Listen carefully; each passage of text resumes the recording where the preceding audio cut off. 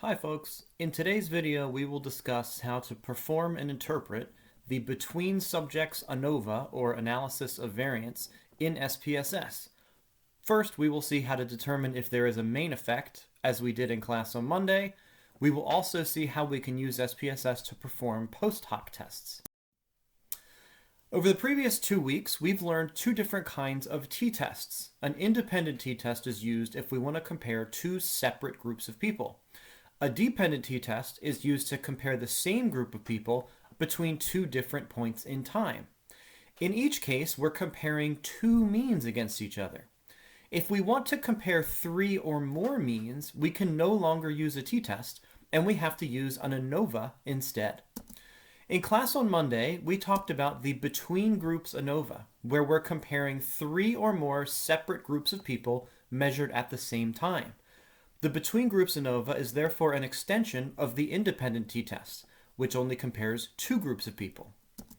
We also briefly talked about the repeated measures ANOVA, which is an extension of the dependent t-test. Whereas the dependent t-test compares the same group of people at two different points in time, the repeated measures ANOVA compares the same group of people at three or more different points in time. As we did on Monday, we will focus exclusively on the between groups ANOVA and how to perform this test in SPSS. As we discussed, this test is a two-step process.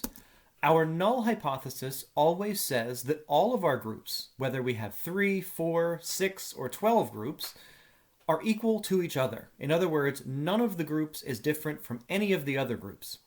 The first question we ask is there a main effect? If there is not a main effect, we conclude that none of the groups are different from each other, and we retain the null hypothesis.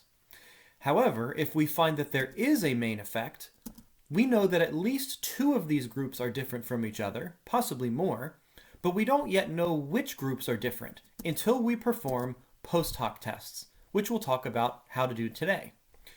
We don't need to perform post hoc tests if we don't find a main effect, because we already know that all of the groups are equal. Therefore, performing post hoc tests wouldn't tell us anything that we didn't already know.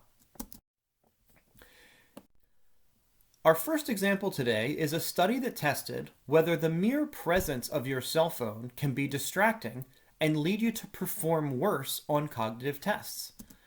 520 college students participated in this study. Those 520 students were separated into three groups who completed the study in slightly different ways. Some participants were asked to keep their phone out on their desk but not use it while they were completing the study. A second group was asked to keep their phone on them but in their pocket or their bag where it wouldn't be visible. A third group was asked to leave their phone in a nearby room so that they were not even in the same room as their phone while they were completing the study. For the remainder of this, we'll refer to these as the desk, pocket, and other room groups. All three groups of participants then completed a series of 10 puzzles that looked like this one, where they have to pick which of those 5 squares completes the picture above it. So in this case, the correct answer would be E.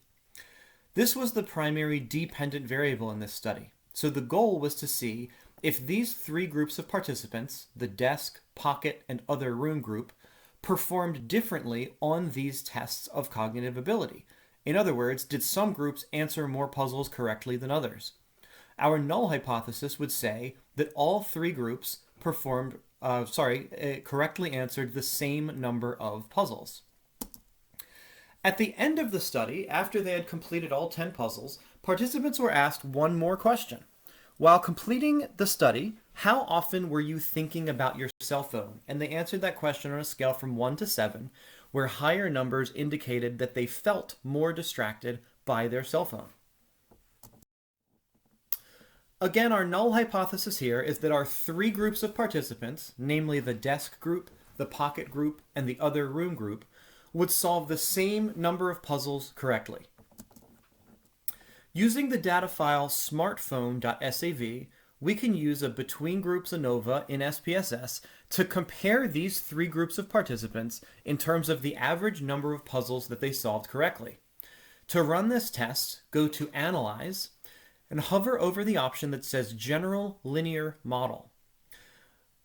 When the menu pops out to the right, select the first option, Univariate. This is where we go to run a between groups ANOVA in SPSS. A pop-up window will appear that shows a list of all of our variables on the left-hand side. We have to select our independent variable and our dependent variable and move them to the appropriate boxes. Remember that our independent variable tells us which group each participant was in. So in this case, our independent variable is where was the participant's phone. We're going to select that variable from the left-hand side of the screen and click the arrow box to move it into the Fixed Factors box. Our dependent variable is the number of puzzles, or matrices, that each participant solved correctly. So we'll select that variable and click the arrow button to move it into the dependent variable box. Once we have our variables where we want them, there's two other things we need to do before we can run the test. First, in the Options menu, check the box next to Descriptive Statistics. Checking this box will give us the mean and standard deviation for each group. So in this case, it will tell us the average number of puzzles that were correctly solved by people whose phone was either on their desk, in their pocket, or in the other room. Then in the Post Hoc menu, we will select which post hoc tests we want to run. We could do this after the fact, but if we have a main effect, it might be helpful to have the post hoc tests already there for us. When we click the Post Hoc button, we will see that there are many different options for different types of post hoc tests that we can do. In fact, SPSS offers 20 different options for different types of post hoc tests that we can run. Most of these are very rarely used. In order to select a post hoc test, the first thing we need to do is select our independent variable, which in this case is called condition, from the factors box at the top left, and click the arrow button to move that variable to the box on the right. This is how we tell SPSS that we want to conduct post hoc tests for that variable. Then we would select one of the 20 different post hoc test options that are below those boxes. Which post hoc test should you use? As I mentioned a minute ago, most of these never get used. Frankly, most of these I've never even heard of before. But there are a few that are pretty common that are worth noting. The first one is called LSD, or Fisher's LSD, which stands for Least Significant Difference. As we talked about in class on Monday, a problem with doing many t-tests is that it means that you have many opportunities to make a type 1 error, or a mistake. Because we don't like making mistakes, we use post hoc tests instead of running multiple t-tests. If you were to check the LSD box, SPSS would run multiple t-tests comparing each of your groups against each other, which again is an irresponsible thing to do. So generally speaking, LSD will mess you up. You probably shouldn't do it. Second, we have the Bonferroni post hoc test, which is fairly commonly used, but it also sets a very high bar for determining that two groups are different from each other. And for that reason, some people feel that this test is too conservative. The most commonly used post hoc test option, at least for us, is the Tukey test. The Tukey test is a nice balanced test. It's not as liberal as the LSD test, but it's not as conservative as the Bonferroni test, so we can be pretty confident in its results. When we run ANOVAs in this class, we're always going to select the Tukey post hoc test as the one that we want to perform. One quick note about Tukey. This here is John Tukey, a statistician who developed the Tukey post hoc test. He does not have an R in his last name because he is not a turkey. Please don't write turkey on your homework assignment. After we select descriptive statistics and we select our post hoc tests, we can click OK to run the analysis, and we will get the following two tables full of output. The descriptive statistics table on the left gives us the mean and standard deviation of puzzles solved correctly for each group. So in this table, for example, we see that students who kept their phone out on their desk while completing this study solved an average of 7.22 puzzles correctly. Students who kept their phone in their pocket while completing the study solved an average of 7.72 puzzles correctly, and students whose phone was in a completely different room while they completed the study solved an average of 7.84 puzzles correctly. We're going to eventually want to include these means and standard deviations in our answer. However, as we know, we can't tell just from looking at the means whether they are significantly different. Instead, we have to look at the results of the test, in this case, the ANOVA test. The table on the right should look familiar, especially after I block out the irrelevant parts of the output. Let me do that again. What we're left with is the exact same source table that we worked through together in class on Monday. We have our between, within, and total sum of squares, our between, within, and total degrees of freedom, our between and within mean squares, and finally, and most importantly, our F statistic. So whereas we had to painstakingly solve all of these numbers by hand in class on Monday, SPSS just gives us the entire table. Now, of course, we probably don't care about all of these numbers. We care about the ones that we need to answer the question. First, we're going to look at our F statistic, which in this case is 6.71. We're certainly going to want to include that number in our answer. Remember also that unlike the t-tests and chi-square tests that we've learned previously this semester, there are two different degrees of freedom values that we want to include in our answer when conducting a between groups ANOVA. In this case, the between groups degrees of freedom is 2. That's equal to the number of groups, which is 3 minus 1. And we also have our within groups degrees of freedom, which in this case is 517. Most importantly, we have our p-value, which in this case is 0.001. Because our p-value is less than 0.05, we know that we have found a significant main effect here. In other words, we know that at least 2 of these 3 groups are significantly different from each other in terms of the number of puzzles that they were able to solve correctly. However, until we look at the output from the post hoc tests, we don't know which groups are different and which ones aren't. If we scroll down, we'll see a table called multiple comparisons, and at the top of that table, you'll see John Tukey's name again. This is the table that shows the results of our post hoc tests. There are 6 rows in this table, and each of the rows in this table compares one of the 3 groups against another one of the 3 groups. For example, the first row compares the desk group against the pocket/bag group. If we look at the p-value of 0.015 for that comparison, we see that there was a significant difference between the number of problems solved by people who had their phone on their desk versus the number of problems solved by people who had their phone in their pocket. We could look at the mean difference, which in this case is negative, telling us that students who had their phone on their desk solved significantly fewer problems correctly compared to students who had their phone in their pocket. We could also look back at the descriptive statistics table on the previous slide and look at the means for each group, which would tell us the same thing. So all we know so far is that the desk group performed significantly worse on these puzzles compared to the pocket group. The second row of our post hoc table compares the desk group against the other room group. And again, we see a difference that's statistically significant with a p-value of 0.002 and a negative mean difference, indicating that the desk group solved fewer problems correct compared to the other room group.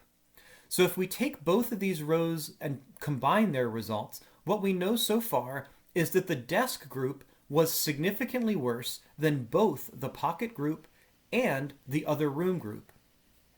But we haven't yet compared the pocket group and the other room group against each other.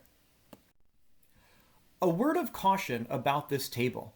This table is actually twice as big as it needs to be. It contains a lot of redundant information. For example, if we were to keep reading down the table and we looked at the third row in the table compares the pocket group against the desk group. We already did that.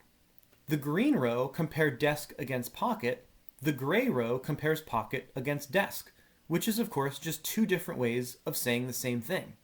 So we can skip the gray row because it tells us something that we already knew, namely that the pocket and desk groups are different from each other.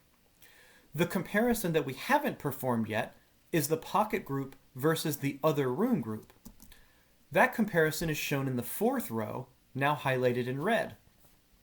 The p-value of 0.785 tells us that there was not a significant difference between the pocket group and the other room group. So if we summarize everything from this table, we know that the desk group was significantly worse than both the pocket group and the other room group, and that the pocket group and the other room group were not different from each other. This is the trickiest part of running this test, is trying to synthesize all of these findings in a succinct but clear way. If we want to summarize our results, our answer would look something like this. First, we have to discuss whether we did or didn't find a main effect. In this case, we did. So we'll start by naming the test that we did, and then we will explain that we did in fact find a main effect. A between groups ANOVA revealed a main effect of smartphone location on the number of puzzles solved correctly. In other words, where you had your phone affected your performance on the puzzle task. Now that we've established that there was a main effect, we have to explain the results of the post hoc tests in order to know which groups were different and which ones weren't. Always name the kind of post hoc tests that you did, since as we saw before, there are many different types. Post hoc Tukey comparisons showed that people who had their phone on their desk answered fewer puzzles correctly than people whose phone was either in their pocket or in another room. Notice next to the words desk, pocket, and other room, we've included the means and standard deviations for each group. The last sentence finishes our comparison. The latter two groups, or in other words, the pocket group and the other room group, answered the same number of puzzles correctly. We don't need to put the means and standard deviations in that sentence again, since we already provided them once. We only have to provide them once for each group. But it's important to make sure that we've explained every possible comparison here. Desk and pocket were different.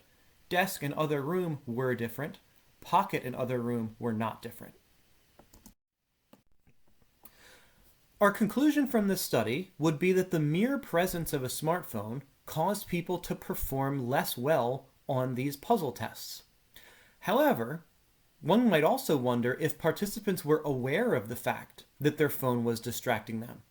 Remember that participants in this study, after completing the puzzles, were also asked to report on a 1 to 7 scale the degree to which they felt distracted by their phone while completing the study.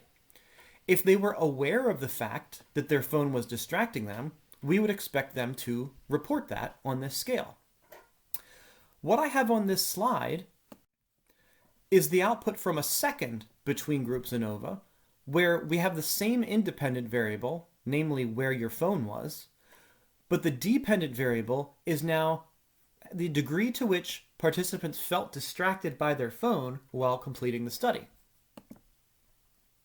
If we jump down to the tests of between subjects effects table, we look at the results of our F test. Our F statistic was equal to 2.27. Our degrees of freedom values were the same as they were before, 2 and 517. And most importantly, our p-value here was 0.014. Because that number is larger than 0.05, we would say there is no main effect here. In other words, all three of these groups are equal to each other. We do not need to perform post hoc tests since we didn't find a main effect. If we look back up at our descriptive statistics, we see that the means for all three groups are pretty close to each other, indicating that all three groups of participants in this study felt equally distracted by their phones. In other words, all three groups felt equally distracted, but their performance on the puzzle test suggested that they were not all equally distracted. How would we write up our results if we do not have a significant main effect, as we do here?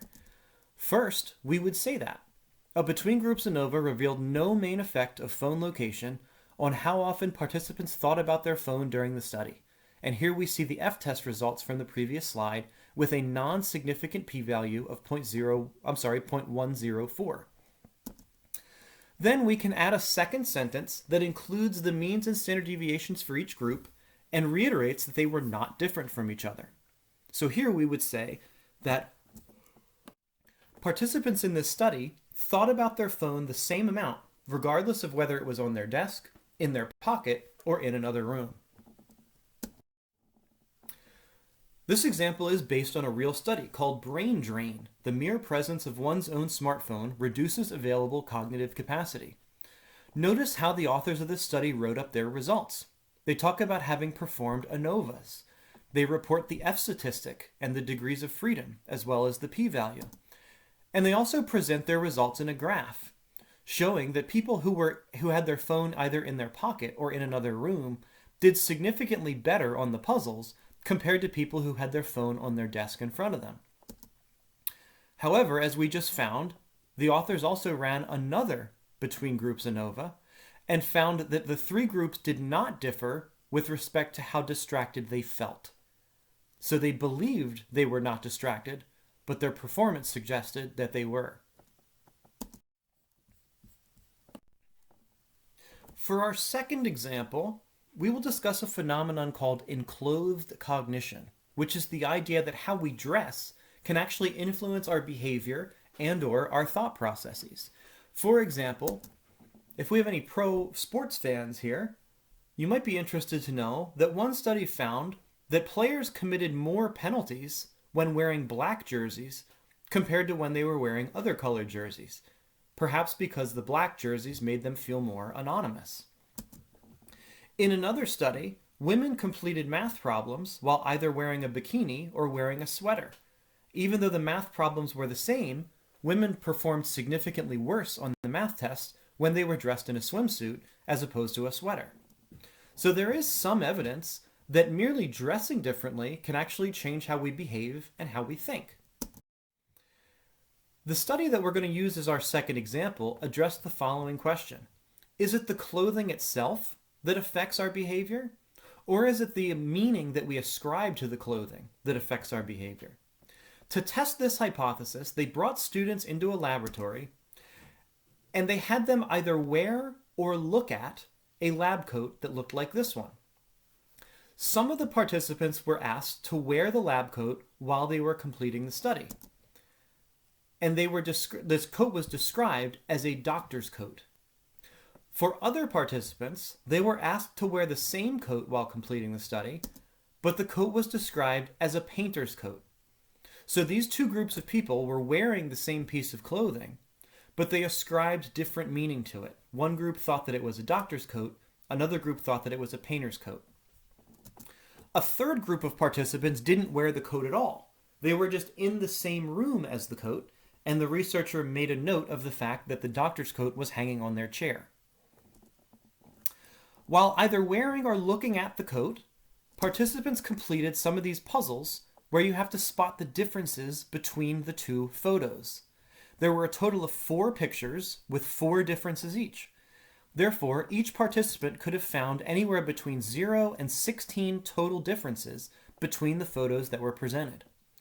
The goal here was to see whether these 3 groups of participants, namely those who were wearing what they thought was a doctor's coat, those who were wearing what they thought was a painter's coat, and those who were merely in the same room as a doctor's coat but not wearing it, did those 3 groups differ in terms of the number of differences they were able to find in these puzzles? Our null hypothesis says that all 3 of those groups are the same. In other words, regardless of whether you're wearing a doctor's coat, wearing a painter's coat, or not wearing the coat at all, you would be expected to find the same number of differences on average if the null hypothesis is true. In the data file enclothed.sav, we know for each participant which of the 3 conditions they were in and the number of differences out of a possible 16 that they were able to find between the pictures. As a reminder, to run this test, you would go to Analyze, General Linear Model, Univariate. In this case, your independent variable would be clothing, and your dependent variable would be the number of differences that they found. Remember also to select Tukey post hoc tests in the post hoc menu and to select descriptive statistics in the options menu. When you run the test, you'll get output that looks like this. This table tells us whether we have found a main effect or not. Take a moment to pause the video to read the table and write a sentence which explains whether we did or did not find a main effect in this study.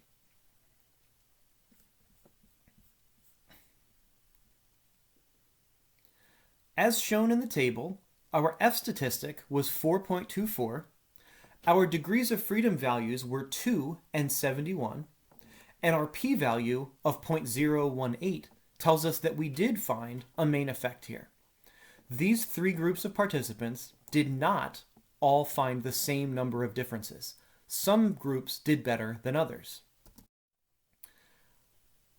We would say a between groups ANOVA revealed a main effect of clothing on the number of differences found. And in red here, we have the numbers from the previous slide. Because we found a main effect, we need to perform post hoc tests to figure out exactly which groups were different and weren't different. Here are the descriptive statistics for each group on the left, and the results of our post hoc tests shown on the right.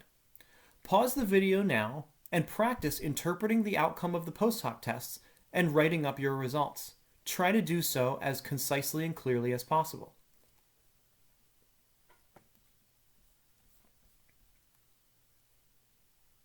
In the table on the left, we see that participants who believed they were wearing a doctor's coat found an average of 12.17 differences between the two photographs.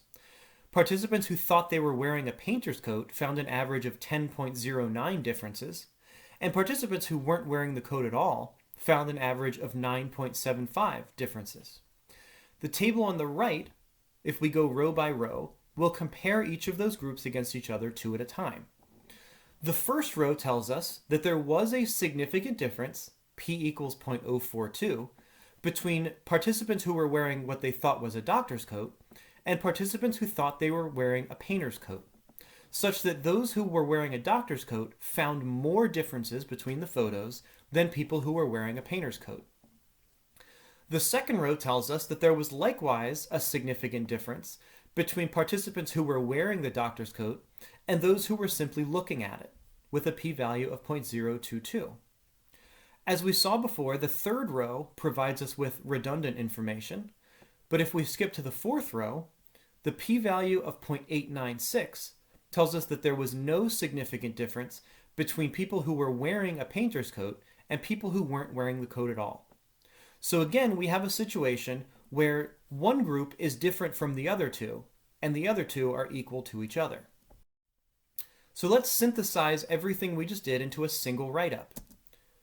First, we established that we did find a main effect. A between groups ANOVA revealed a main effect of clothing on the number of differences found. Then we explained the results of our post hoc tests. Again, remember to name Tukey when you describe your post hoc tests. Our Tukey comparisons indicated that people found significantly more differences if they were wearing a doctor's coat than if they were wearing a painter's coat or looking at a doctor's coat. The latter two groups, namely the wearing a painter's coat group and the seeing a doctor's coat group, did not differ from each other. For each group, we also include the mean and standard deviation for that group, and we only need to do it once for each group. This is again exactly how this study turned out. In this 2012 study called Enclothed Cognition, the researchers performed an ANOVA and found a significant main effect of experimental condition. Here you can see how they reported their degrees of freedom, their F statistic, and their p-value. Figure 2 shows the means for each group. Clearly, participants who wore a doctor's coat found significantly more differences in the puzzle compared to those who merely saw the coat or who wore the coat but thought it was a painter's coat. Our third and final example today tests the awkward situation when you're walking down a hallway toward another person. What are you supposed to do? Do you look at them? Do you not look at them? Do you smile? Do you not smile? These researchers wanted to know if how you react to another person in this situation actually affects them emotionally. Specifically, they wanted to know if making eye contact with strangers makes those people feel more connected to you. So in this study, they had people walk around a college campus, and every time they passed a person in the hallway, they did one of three things. Sometimes they did what's called an air gaze, meaning they looked in the general direction of the person, but they didn't make eye contact. A second group of people got only an acknowledgement, meaning they made eye contact with the other person but didn't smile. A third group of people both made eye contact and smiled with the person they were looking toward in the hallway. And a fourth group of people did nothing whatsoever. In each case, after the people passed each other in the hallway, a researcher stopped the person and asked them a simple question. How disconnected do you feel from other people? The researcher's hypothesis was that making eye contact with another individual would cause them to feel less disconnected. If that's true, we should see lower means for this question in the groups that received eye contact compared to the groups that didn't. Using the data file eyecontact.sav, we could run a between groups ANOVA to compare these four conditions in terms of how disconnected they felt from other people. The four different conditions, again, are control, meaning they did nothing, air gaze, meaning they looked in the general direction but didn't make eye contact, the eye contact only group, and the eye contact with a smile group. If we go to Analyze, General Linear Model, Univariate, we would select condition as our independent variable, and disconnect, meaning how disconnected do you feel from others, as our dependent variable. First, we would have to see if there's a main effect of condition. Then we would have to run post hoc tests, if there is a main effect, to determine which groups felt more or less connected than others. Pause the video now and practice running this test and interpreting the results. It will be a little more complicated than our previous examples because we now have 4 groups instead of just 3.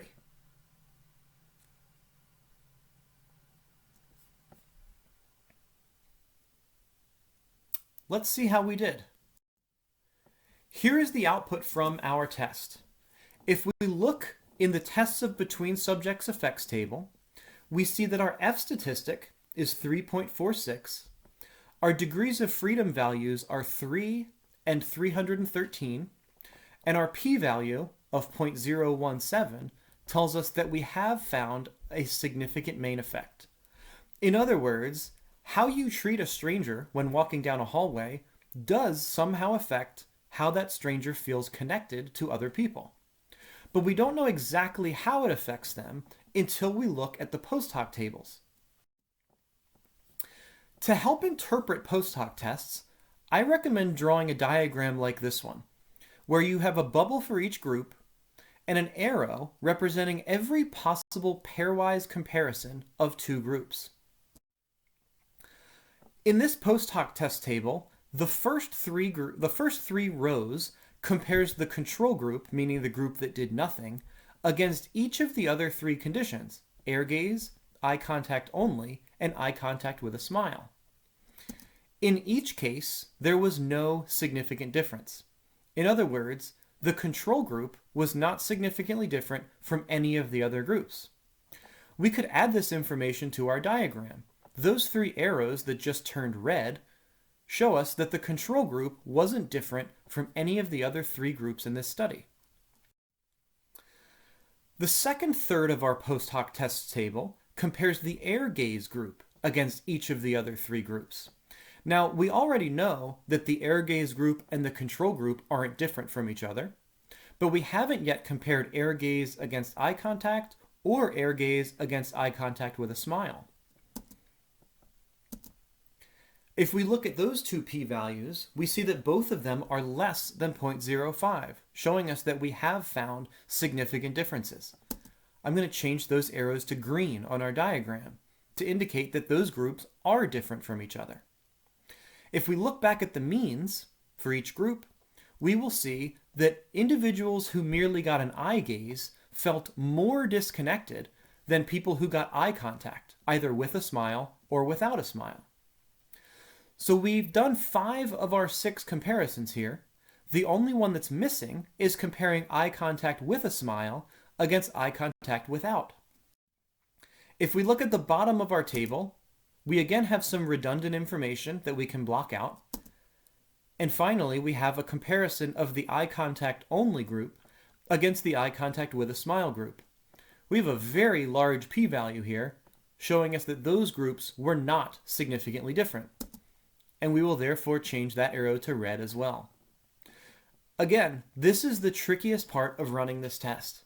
We have 6 different comparisons here that we have to describe. How can we do that in a way that makes sense but doesn't sound like a robot?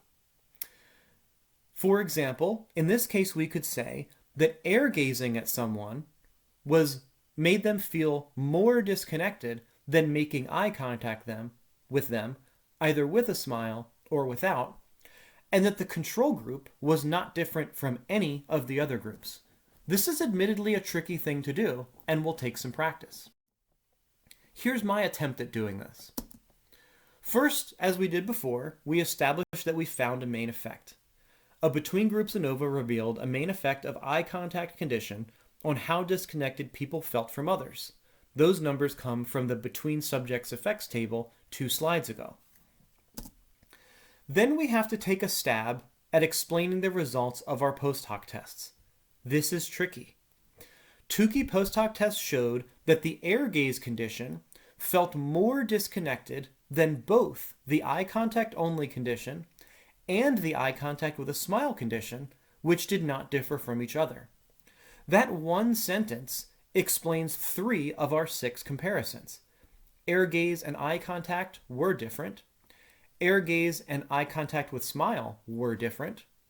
Eye contact and eye contact with smile were not different. Our last sentence compares the control group against the other 3 groups and says the control group did not differ from any of the other groups. Whoops, sorry about that.